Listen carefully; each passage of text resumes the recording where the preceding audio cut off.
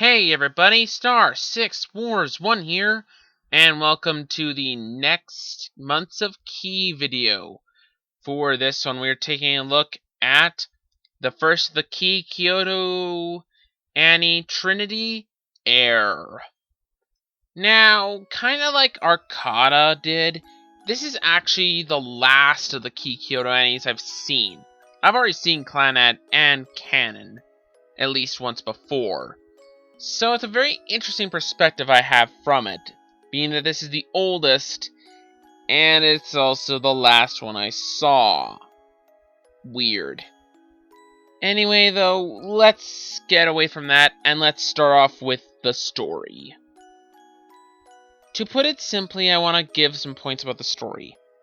If the story had been just about Misuzu, the main female character, Yukito, the main male character, and Haruko, the mother of Misuzu, or mother, no spoilers, then I would be fine, because those three have a dynamic enough to have stand up for just a single story. The problem is that this is a visual novel adaptation, and they have to throw in the stuff for the visual novel, and some of it just does not work. And I mean does not work at all.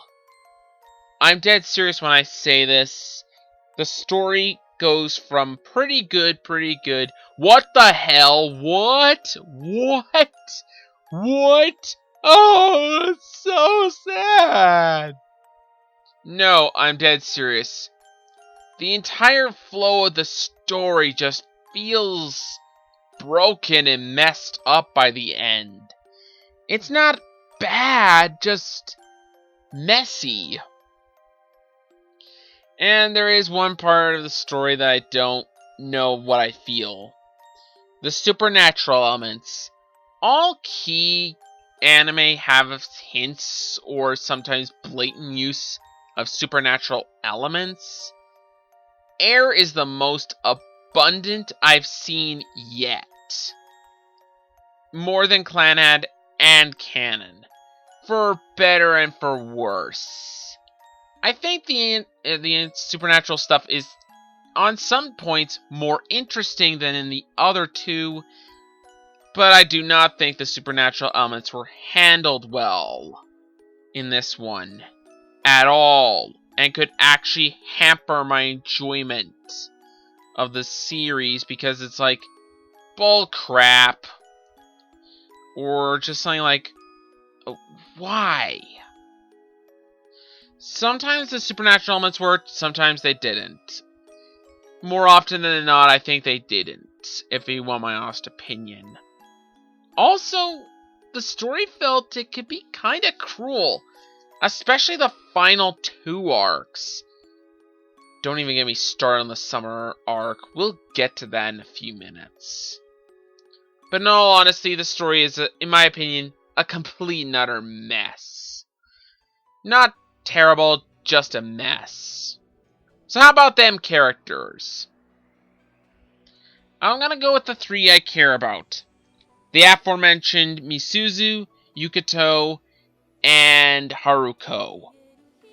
Misuzu is, quite honestly, one of the most depressing anime characters ever. While she does not start out that way, the further you get into the story, the more you'll realize why that is. Be ready, she has a very depressing story to tell. But I actually rather like the character and could sympathize with her. Yukito is, quite honestly, the most unique of the characters from the Key Kyoto Ani ones. At least that's what I find at the moment. I could be wrong. I don't think he's as developed or even as relatable as Tomoya was. And I think he can be more of a douche than Tomoya was. But if I'm going to be kind of honest, I liked his snark and how much of a hobo he was. Unlike the other two, he is very different in the fact that, one, he is penniless, jobless, and a hobo. And no, they even once call him a hobo in this show. And they frequently call him a bum. So, it's not wrong to say that he is. Quite frankly, I actually rather liked his character more than I did Yuichi, but not quite as much as I did Tomoya. He's kind of in the middle ground for me. Finally, we have Haruko, the mother of Misuzu, or the mother. And quite frankly, she is probably the best character of the show. Though it's a very hard toss-up between the three. And quite frankly, I just really like the character. Not at first, mind you. She had to grow on me a little bit. But by the end, I really like her character. Just saying. The rest of the characters, however, are one note and kind of generic. I'm sorry I didn't really get any good vibes from them. Just not enough there to keep me interested. Sorry. Now, I have to talk about the animation.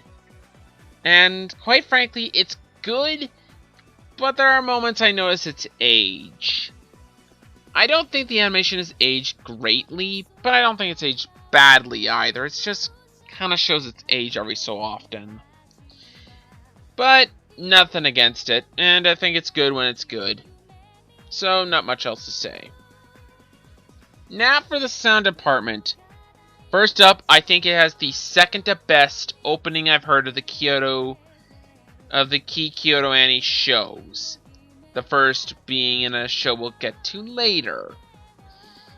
But I definitely think this has the second to best opening, and I really liked it. Quite frankly, I was impressed by how much I liked it. I wish the rest of the soundtrack was like that. Honestly, I felt very underwhelmed by the OST here. And that kind of saddened me a little bit. Though there was one or two songs I liked, it's just one of those, I felt kind of underwhelmed. The ending kind of is the same thing too. I felt kind of underwhelmed by it. Now, before we move on to other things, what should you go with? The dub or the sub? Really depends on what you're looking for. If you're looking for the moe cutesy slice of life kind of stuff you see in other shows, I'd probably go with the sub. But I'm not going to deny this, and I'm going to say this right now. This is actually a pretty good dub. I mean it. At least when it comes to the main three again. Voiced by Monica Rial, Vic Mignogna, and Lucy Christian. All three do a spectacular job as their characters, and in my opinion are some of their best roles. Honorable big mention going to Lucy Christian, who does a heartbreaking job as Haruko, and Monica Rial as Misuzu. All three are great, and I have no complaints with the dub. Quite frankly, it's kind of nice to have a good dub again. Now for one more thing I gotta do before I end this review. The summer arc. Forewarning, there may be spoilers in here, but I need to talk about this for a few minutes because this arc bugged me. It felt like a complete slap to what was going on beforehand, and it's like, wait, what? It felt so forced, like going 1,000 years in the past to see where this all began, and then just only showing us 2 episodes worth? Are you mad? And the fact that these characters have almost nothing to do with the main plot except to make Misuzu suffer. That's it. That's the only purpose they serve for it, and to give maybe hints of a backstory, but it's like, why do we care about these characters? I want back to the main plot. Why the hell do we focus on these characters, which I think was a cruel way to do this, and it came as quickly as it went away as quickly as it came, and just, it felt so forced and just so, That's why I can't call this better than canon, because this one arc bugged the crap out of me. Unnecessary. It was the wording I put for this. Rant over. Overall, I think this show had the potential to be better than Clannad and canon. But I think certain things squandered its chances, especially going with a narrative. I will say it's a good series, and I definitely think if you like shows that have the key Kyoto Annies, you'll probably like this one, even if it is by far the most depressing.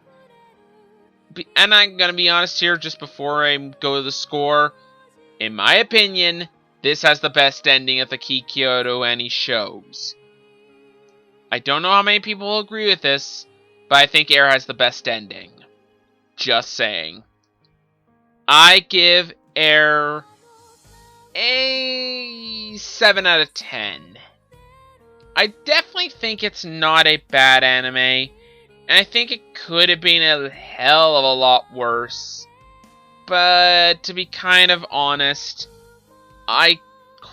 if it hadn't been for the summer arc, I might have put this a little higher.